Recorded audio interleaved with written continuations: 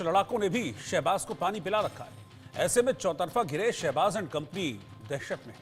शहबाज को कुर्सी जाने का खौफ सता रहा है। इसी बीच तालिबानी लड़ाकों ने परमाणु कार्यक्रम में लगे 18 इंजीनियरों को किडनैप कर लिया। बाकायदा वीडियो जारी किया, जिम्मेदारी ले ली कि हमने ही किडनैप किया है।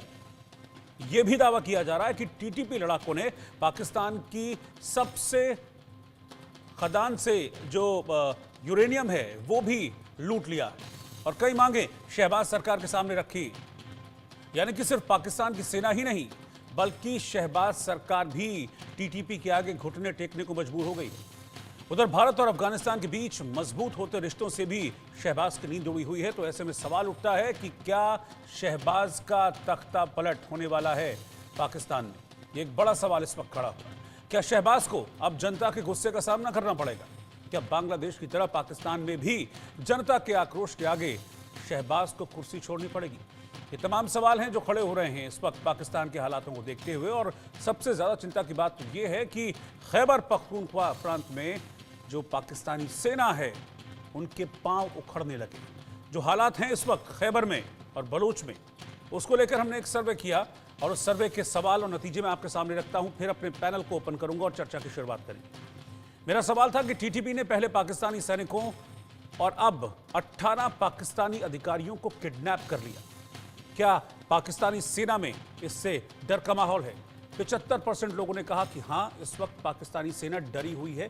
किससे डरी हुई है? टीटीपी से डरी हुई है। 24% लोगों ने कहा कि नहीं, ऐसी कोई बात नहीं। 1% लोगों ने कहा कि इस मुद्दे की उनको समझ और जानकारी नहीं है, इसीलिए वो इस पर बात नहीं करना चाहते। सर्वे का अगला सवाल था कि तालिबान के डर से कई पाक सैनिक अपनी नौकरी छोड़ रहे हैं, इस्तीफा दे रहे हैं। क्या पाक आर्मी टीटीपी के आगे सरेंडर कर देगी? 59% लोगों ने कहा हां, 38% लोगों ने ना में जवाब दिया और 3% लोग इस पर खामोश रहे, उन्होंने कुछ कहा नहीं। मेरे साथ 3 खास मेहमान हैं, मैं उनको इंट्रोड्यूस कराता हूं, फिर हम चर्चा की शुरुआत करेंगे। मेरे साथ निपुण आलम बयान जो कि फॉरेन अफेयर एक्सपर्ट हैं। निपुण जी, आपका स्वागत है। ब्रिगेडियर रिटायर शारदेंदु जी, डिफेंस एक्सपर्ट, वो इस वक्त साथ में हैं। और मुजफ्फर अली चौधरी साहब, पाकिस्तान से सीनियर जर्नलिस्ट, वो भी हमारे साथ हैं। सर, आपका भी स्वागत है। सबसे पहले मुजफ्फर साहब, मैं आप ही के पास आना चाहूँगा। ये मतलब हो क्या रहा है खैबर में?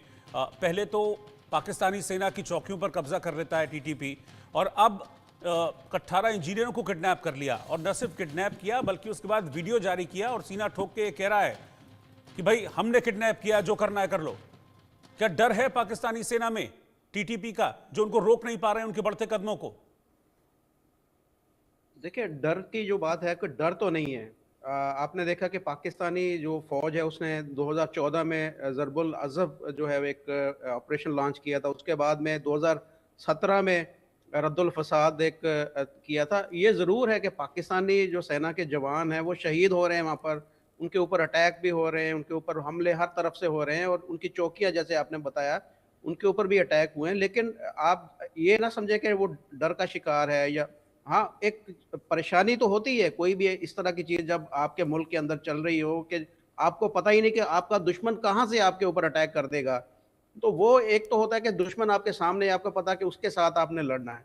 यहाँ पर मसला ये है कि आपको पता ही नहीं कि कहाँ से, किस वक़्त और किधर से आपके ऊपर अटैक हो जाना है। यहाँ टीटीपी के लोग जो है वो इस कदर पाकिस्तान के खैबर पख्तूनख्वा के अंदर फैल चुके हैं कि उनकी पता ही नहीं चलता। अभी 2 दिन पहले एक जो ऑपरेशन किया गया उसमें 19 लोगों को मारा गया है और उसमें 3 जो फौजी जवान भी वो भी शहीद हुए हैं। ये जो आज आप वाकया बता रहे हैं इंजीनियर्स का, ये कबल एरिया है मालाकंड का, उसके अंदर ये वाकया हुआ है और वहाँ से उनको अगवा किया गया है। और वो अब देखिए क्या डिमांड, वो कोई डिमांड करेंगे, या तो जो उनके कुछ कैदी हैं पाकिस्तान के पास उनको वो रिहा करवाएंगे, या देखें और क्या वो डिमांड करते हैं। तो मसला तो है, पाकिस्तानी जो सेना है वो एक महाज पे नहीं लड़ रही इस वक्त। बलूचिस्तान के अंदर कल हमने देखा कि वहाँ पर भी एक जो तहसील है जहरी, उसके अंदर भी उन्होंने कब्जा किया, बैंक के ऊपर कब्जा कर लिया, थाने के ऊपर कब्जा किया, नादरा ऑफिस के ऊपर और इस तरह की जो सरकारी अमलाक थी उन सब के ऊपर वहाँ पर कब्जा किया गया। तो ये प्रॉब्लम तो चल रही है। उधर बलूचिस्तान के अंदर हालात ख़राब है, इधर खैबर पख्तूनख्वा के अंदर हालात ख़राब हैं। और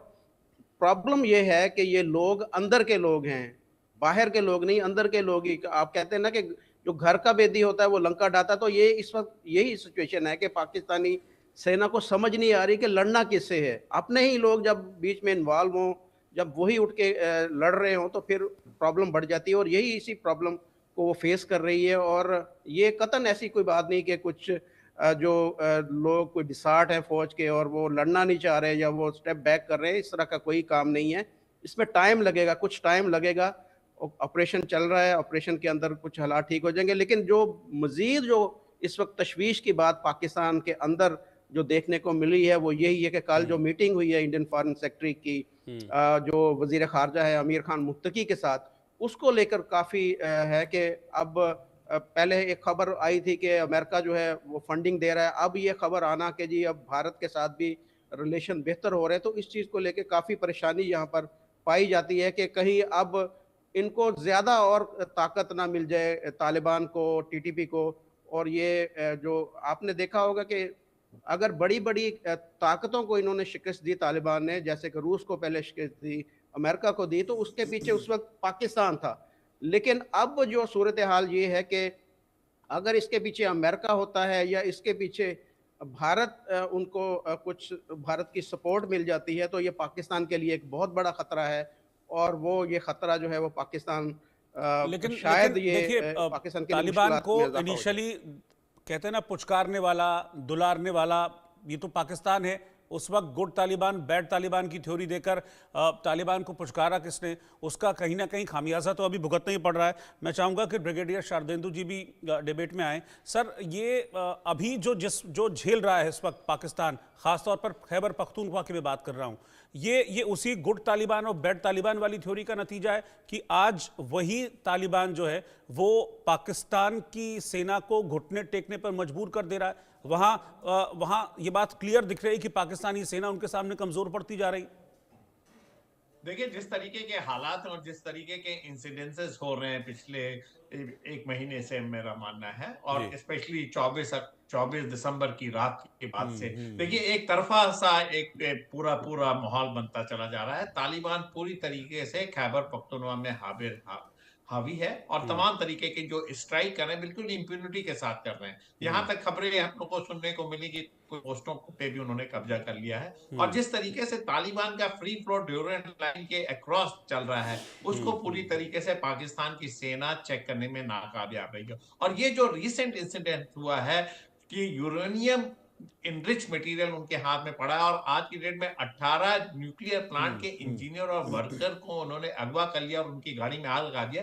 ये बहुत ही सीरियस मुद्दा है। पाकिस्तान आर्मी किस तरीके की, पाकिस्तान की सुरक्षा के जो कर्मी वो किस तरीके की सुरक्षा प्रदान कर रहे हैं इस तरीके के सेंसिटिव लोगों को लेके, तो एक अफरा तफरी का माहौल खैबर पख्तूनख्वा बना हुआ और साथ में पब्लिक का सपोर्ट भी देखे तालिबान और टीटीपी के साथ मिलता हुआ दिख रहा है। तो ये एक एनार्की का स्टेट आ रखा है। जब देखिए 2-3 महीने पहले खैबर पख्तूनख्वा के चीफ मिनिस्टर ने बोला था कि हम इमरान खान को जेल से निकाल लाएंगे, हम कोई लॉ एंड ऑर्डर नहीं मानेंगे और जेल की दीवार को तोड़ के निकाल के लाएंगे। जब इस तरीके के बयान चीफ मिनिस्टर दे तो वहां पे अफरा तफरी माहौल है और सुरक्षा कर्मियों और पाकिस्तान की सेना इसको कंट्रोल करने में फेल हुई है। पाकिस्तान की सेना की प्रॉब्लम क्या है ये देखिए, एक हारी हुई आर्मी है। आज की डेट में तमाम तरीके के कॉमर्शियल एंटरप्राइजेस, तमाम तरीके के कॉमर्शियल इंडस्ट्रीज चलाती हैं और इस तरीके के एडमिनिस्ट्रेटिव वर्क में वो इन्वॉल्व है। उनका एक्सपीरियंस छापा मार युद्ध लड़ने का है नहीं। उन्होंने छापा मारों की मदद की, आतंकवादियों की मदद की, अक्रॉस द बॉर्डर भेजा है, लेकिन खुद इसका रस का आनंद लिया नहीं। अब उनके ऊपर इस तरीके की जब बात आ रही तो पूरे नाकामयाब शामिल हो रहे हैं। जो तमाम तरीके की हत्याएं हो रही, तमाम तरीके किलिंग है, सबोटाज है। अब ये आगे आगे भी ऐसे ही चलता रहेगा। क्यों उन्होंने 24 दिसंबर को इस तरीके की एयर स्ट्राइक करके पूरी पूरी जो सरकार उनकी मित्र सरकार थी उसको आपने ओपन इनविटेशन दिया कि आप अक्रॉस द ड्यूरेंट लाइन आइए, पश्तून के इलाके पे अपना अधिपत जमाइए, अपने मासेस को हमारे मासेस से में मिलाइए और एक तरीके का इंडिपेंडेंस ऑटोनॉमस स्टेट तैयार करने की वहां पूरी तैयारी हो गई है। खैबर पख्तूनख्वा उससे बचा नहीं है। पीओके का हाल आपको पता है और बलूचिस्तान के जिस तरीके के रिसेंटमेंट है, तो देश का क्या हालत हो रखा है, एक फेल्ड नेशन की स्टेट में आ रखा है। आप अपने नागरिकों को सुरक्षा नहीं दे पा रहे हैं। आर्थिक स्थिति आपकी इस स्थिति में है नहीं। सी पैक में देखिए पूरा चाइना का डोमिनेशन है और चाइना भी कहता है कि हम सी पैक की सुरक्षा के लिए अपने सैनिक वहां पे लगाएंगे। तो आपका जो एज ए अस्तित्व, एज ए नेशन है, वो कंप्रोमाइज हो रहा है। और वहीं दूसरी तरफ अमेरिका इतने सारे हथियार अफगानिस्तान में छोड़ के गया है, कौन इसका इस्तेमाल करेगा? और आज की डेट में अफगानिस्तान की सरकार, जिसको 2 साल के तकरीबन समय हो गया है, वो नेशन बिल्डिंग के लिए काम कर रही है। वो आज की डेट में एक स्थायी सरकार देने की स्थिति में है। इसी के तहत उनके फॉरेन मिनिस्टर की बात आज हमारे फॉरेन के जो सेक्रेटरी हैं उनसे बात हुई है, और तमाम तरीके के दोनों देशों ने एक दूसरे को एश्योरेंस दिया है कि अफगानिस्तान ने कहा कि हम अपनी सरजमी को किसी भी आतंकवादी घटनाओं के लिए, आतंकवादियों के लिए जो भारत के खिलाफ काम करें उसके लिए नहीं परमिट करेंगे, और उसके एवज में हिंदुस्तान उनकी नेशन बिल्डिंग करेगा। लेकिन वहीं पाकिस्तान देखिए, उनकी विदेश नीति पूरी तरीके से फेल हो गई। उन्होंने अपने मित्र एलाई को ही अपना दुश्मन बना लिया। कई तरीके के ऑपरेशन करने के तरीके थे अगर आपको इस तरीके की समस्या से निदान पाना था, लेकिन आपने ब्लेटेंटली, ओपनली इजराइल के तरीके से काम किया। इजराइल एक अलग नेशन है, आप किसी की कार्यशैली को टेम्पलेट बना के अपने इलाके में लागू नहीं कर सकते हैं। आपने पूरा तालिबानियों को एंटेगनाइज कर दिया, और इसका रिजल्ट पाकिस्तान को बहुत ज्यादा कीमत चुका के देना पड़ेगा। अपने सैनिकों की जान गंवा रहा है, तमाम तरीके के ब्लास्ट हो रहे हैं, और ये खत्म होने वाला सिलसिला नहीं है। आप आइडेंटिफाई नहीं कर पा रहे हैं टीटीपी को और तालिबान को, क्या आपको हिट करेगा आपको पता नहीं लगेगा। मेरा मानना है कि 20 जनवरी के बाद जब वहां ट्रंप की सरकार आएगी तो पाकिस्तान में भी एक अपहीवल सुनिश्चित है।